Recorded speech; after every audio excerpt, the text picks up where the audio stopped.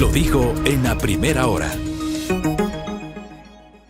Hablemos con un especialista y le agradezco al doctor Gustavo Chiriboga que está conectado con nosotros. Él es jurista, conocedor de la materia constitucional y también de la legislación electoral. Mi doctor, ¿cómo le va? Bienvenido. Le saludamos a los tiempos, mi compañera Belkis Sánchez y quien le habla Fabricio Vela. ¿Cómo le va, doctor? Buenos días, Fabricio, Belkis. Qué gusto estar nuevamente, como usted bien dice, a los tiempos en este espacio que lo siento tan cercano y familiar. Muchas gracias por la invitación. Dios le pague, muchas gracias. A ver, doctor. Empecemos por el pronunciamiento del CNE. ¿Era lo que correspondía que el Consejo Nacional Electoral le diga al procurador, vea, a mí no me pregunte porque no tengo nada que ver en eso? Sí, es correcto, porque lamentablemente en este país a veces se piensa que hay entidades que deben hacer o ejercer competencias que tienen otras, y efectivamente ni el Consejo Electoral ni la Procuraduría tienen nada que hacer en este asunto porque, a mi juicio, no existe una oscuridad en la ley. El procurador algo podría decir si es que habría alguna oscuridad o algún vacío en la norma, y yo no creo que lo exista. Y quien puede únicamente interpretar la ley, como usted bien lo conoce, Fabricio, es la Asamblea Nacional a través de una ley interpretativa siguiendo el procedimiento legislativo correspondiente. Por lo tanto, a mi juicio, es correcto que el CNE nada tenga que hacer. A lo que le corresponde al CNE es más bien observar el estricto cumplimiento de la norma y hacer que esta se aplique. Gustavo, ¿qué tal? Bienvenido nuevamente, buenos días. Yo quisiera profundizar brevemente en esto que usted acaba de decir. No hay vacío ni oscuridad en la norma. A mí me parece importante poder recalcar los argumentos alrededor de este tema porque mucho ha estado en discusión esto de que el presidente lanzaría una candidatura para el próximo proceso electoral, pero no significa reelección porque fruto de la muerte cruzada y estas elecciones anticipadas se determinó justamente en sentencia que no aplicaba para, que no era computable para reelección. Allí está el meollo de la discusión y esa es la razón por la cual se elevó esta consulta a la Procuraduría General del Estado. Buen día, Belkis, un abrazo a la distancia. A ver, yo creo que hay que dividir dos situaciones. Por un lado están las razones jurídicas y por otro lado están las razones políticas. Creo que el problema es cuando nosotros queremos darle forma jurídica a la política, cuando es la política la que se tiene que ajustar a la juridicidad. Pero bueno, en nuestro país hemos visto tostar granizo varias veces y ustedes que han estado en la legislatura lo han visto de primera mano. ¿Qué es lo que ocurrió en el año 2010 con la Corte Constitucional, para el periodo de transición, en el cual hizo una serie de interpretaciones constitucionales y nos habló ya anticipadamente de qué es lo que ocurriría ante la presencia de un escenario de muerte cruzada que lo vivimos hace poco tiempo con el expresidente Guillermo Lasso? Lo que nos decía es que justamente el presidente que asuma funciones después de que tanto la Asamblea como el presidente de la República terminen anticipadamente sus periodos, debía elegirse, ¿no es cierto?, a un presidente de transición, por así llamarlo, ¿no es cierto?, un periodo de transición hasta completar el periodo, que es lo que efectivamente estamos viviendo ahora.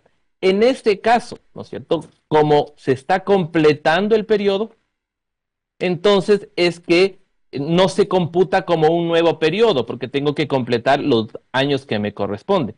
Pero eso es, digamos, por un lado, para entender cómo funciona el periodo, digamos, de mandato, ¿no? Y, claro, obviamente, a partir de eso es que empieza el nuevo periodo y ahí sí podría computarse el tema de reelecciones, etc. Pero eso no borra o no quita lo que hay detrás de la disposición legal del Código de la Democracia en el artículo 93. O sea, yo entiendo ahí, perdón, doctor, que me interrumpa, y yo estoy de acuerdo con lo que usted dice, porque claro, la norma es clarísima respecto, e incluso hay este pronunciamiento de la Corte Constitucional respecto a que el periodo que estamos viviendo es un periodo de transición que está completando el periodo original 2021-2025. Creo que en esa parte yo estoy completamente de acuerdo con usted. Pero en esta parte del 93 del Código de Democracia se plantea la licencia para que la persona que esté en el ejercicio del cargo no se aproveche de aquello haciendo campaña. O sea, no volver a la figura del candidato a presidente, doctor. Correcto, y a eso iba Fabricio, correctamente. El artículo 93, ¿qué hay detrás del artículo 93 del Código de la democracia, y es impedir justamente que alguien que esté en el ejercicio del poder se aproveche de ese poder, utilice recursos públicos, se beneficie de esa maquinaria estatal para tener una ventaja competitiva frente a otros candidatos que aspiren al mismo cargo, ¿no? Y por eso es que se determina que se tenga una licencia. Recordará usted, Fabricio y Belkis, que incluso se planteó en algún momento que no solamente sea licencia, sino que se exija la renuncia de aquellos funcionarios públicos que aspiraban a la elección de un cargo de un cargo popular, ¿no es cierto? Entonces, en estos casos se planteaba incluso que se renuncie. Y de hecho ocurre, ¿no es cierto? Cuando yo estoy, por ejemplo, en el cargo de asambleísta y aspiro a la presidencia, tengo que renunciar justamente al cargo de asambleísta. Y se hizo digamos, este matiz en la norma para que quien está ejerciendo un cargo y aspire al mismo cargo solicite una licencia.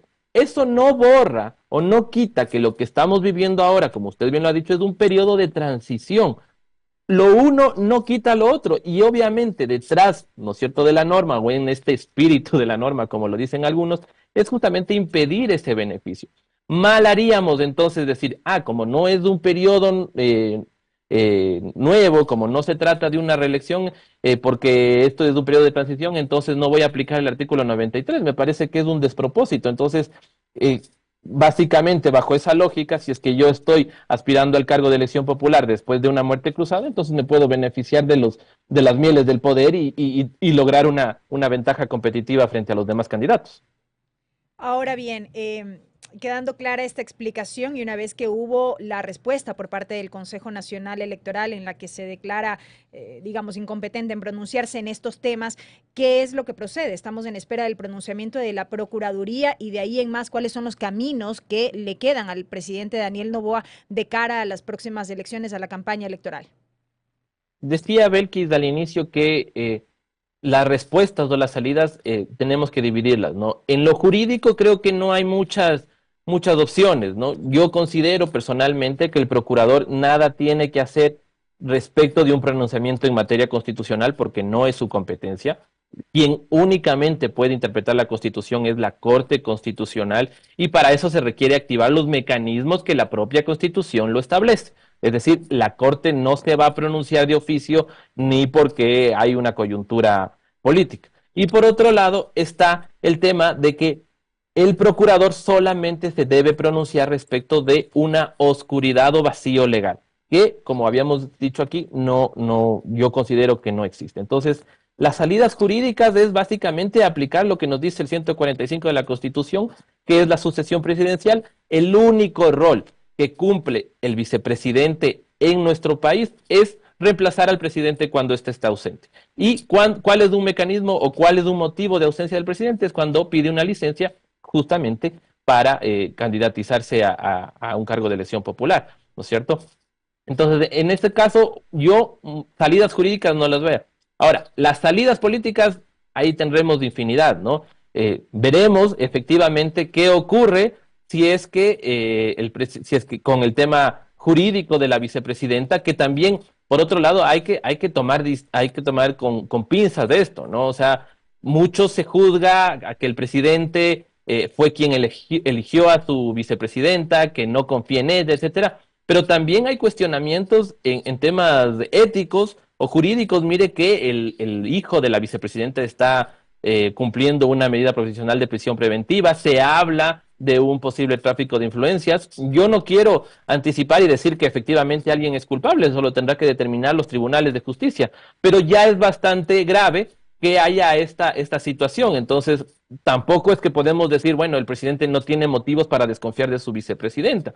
Lo malo es que se acusan mutuamente de estar alineados a una línea política en cada momento, y eso es justificativo suficiente para decir entonces cuáles son los motivos de esa desconfianza.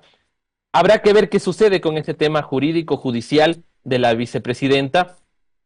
Habrá que ver también qué pasa con esta denuncia que se ha presentado ante el Tribunal Contencioso Electoral, que ahora incluso se habla de una falsificación de firmas, unas cosas que solamente aquí se pueden ver.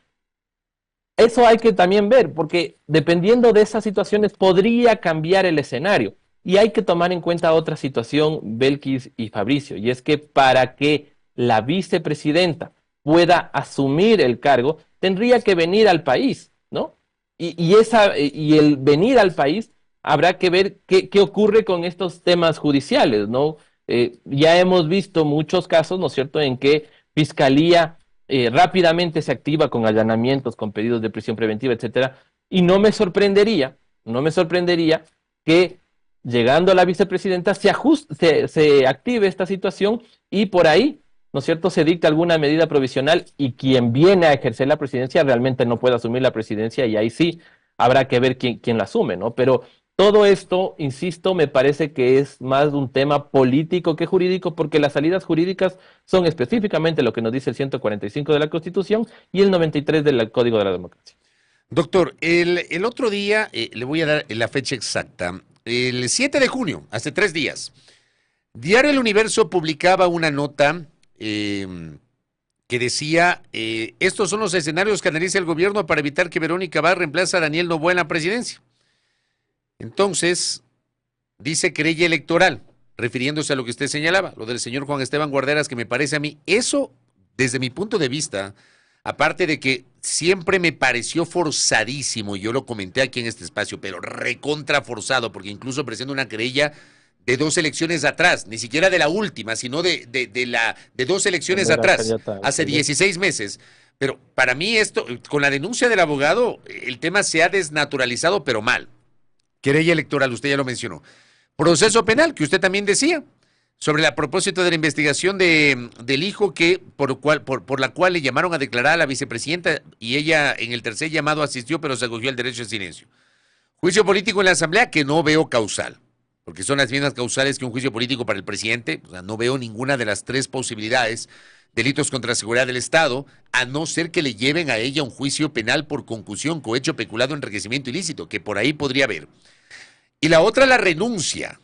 Si la vicepresidenta va a renunciar, se configuraría su ausencia definitiva y en cuyo caso quedaría abierta la puerta para que el presidente envíe una terna a la Asamblea Nacional. ¿Cómo ve estas 4 posibilidades que publica el Universo, doctor, en esta discusión que estamos generando? A ver, voy a empezar por la última. Creo que la renuncia nos ha dejado clara a la vicepresidenta que no lo va a hacer. Es su decisión, obviamente. Ahora, si me pregunta a mí qué opino, es que creo que si es que yo no estoy alineado al gobierno ni estoy de acuerdo con el presidente de la República y yo soy su vicepresidenta, pues creo que lo más ético es dar un paso al costado, ¿no? A mí me parece realmente súper extraña esta situación en la que presidente y vicepresidente no están de acuerdo, sin embargo ambos se mantienen en el poder, ¿no? Es como, creo que lo decía Velasco Ibarra, que el vicepresidente es un conspirador a sueldo, me parece que era él, no recuerdo bien, pero ya hemos visto, ¿no es cierto?, varias situaciones de esta en nuestro país, entonces es una situación ya, digamos, reiterativa. No creo que vaya a renunciar la vicepresidenta, lo ha dicho. El segundo escenario es el tema penal, como habíamos conversado. No hay hasta ahora algo en contra de la vicepresidenta, hay algo en contra de su hijo. Ahora, ¿cómo el hijo accede a esos supuestos beneficios que le permitirían hablar de un tráfico de influencias? Eso habrá que preguntar. Probablemente ahí hay alguna situación que tenga que responder la señora vicepresidenta y tendrá que verse si es que la fiscalía activa alguna situación contra él. El tercer escenario, lo del juicio político, ahora mismo no hay causal. Si es que tendría que ir unido lo uno al otro, ¿no es cierto?, del tema penal. Pero además recordemos, Fabricio, que no es un tema fácil, ¿no? Nuestra Constitución tiene justamente esa situación de darle un revestimiento de protección especial al presidente de la República y ya vimos justamente con Guillermo Lasso que no es tan fácil llevarle a juicio político y justamente se requieren las mismas causales de juicio político para el presidente como para la vicepresidenta y debe pasar justamente por un tamiz, ¿no es cierto?, por un filtro de varias instituciones, de entre esas la Corte Constitucional. Entonces, habrá que ver también si es que esa situación se supera y pasa, ya hay una experiencia con esto y hay unos lineamientos que ya dio la Corte que se tendrían que cumplir. Y el último escenario, obviamente, del tema electoral, que usted bien lo ha dicho, se ha desnaturalizado de tal forma que, a mi juicio, llevarlo o sustanciarlo judicialmente en este momento me parece que sería mucho más perjudicial que no hacerlo. O sea, se habla de de una falsificación de firmas, se habla de que la infracción electoral fue cuando esta señora Abad era candidata a la alcaldía de Cuenca. Me parece que todo está, digamos, demasiado forzado, demasiado llevado a la coyuntura política, y que si es que los jueces del Tribunal Contencioso Electoral más bien quieren mostrar o dar una apariencia de imparcialidad y de objetividad, mal harían en dar paso a algo tan traído a los cabellos como esto. Entonces, realmente los escenarios yo los veo complicados en lo jurídico. En lo político, insisto, yo he visto aquí hacer que nieve en verano. Si bien en lo político cualquier cosa puede suceder, ¿cuál sería la consecuencia derivada de algún hecho político para evitar que Verónica Abad asuma la presidencia durante la campaña? Bueno, la consecuencia sería sentar un precedente, como tantos que los tenemos, ¿no es cierto?, en nuestra política, y sería un precedente que a mi juicio sería perjudicial para lo que es la estabilidad del Estado, para lo que es la seguridad jurídica, porque lamentablemente, insisto, o sea, no puede ser posible que el derecho se ajuste a la política. Lo deseable en un Estado de Derecho más bien es que la política se ajuste y se limite a lo que el derecho le permite, ¿no? Doctor, le quiero añadir un tema adicional saliéndonos de esta disputa presidente-vicepresidenta y hablando de esta otra disputa que germinó la semana anterior, que es Ejecutivo-Asamblea, viceministro de Gobernabilidad, presidente de la Asamblea Nacional.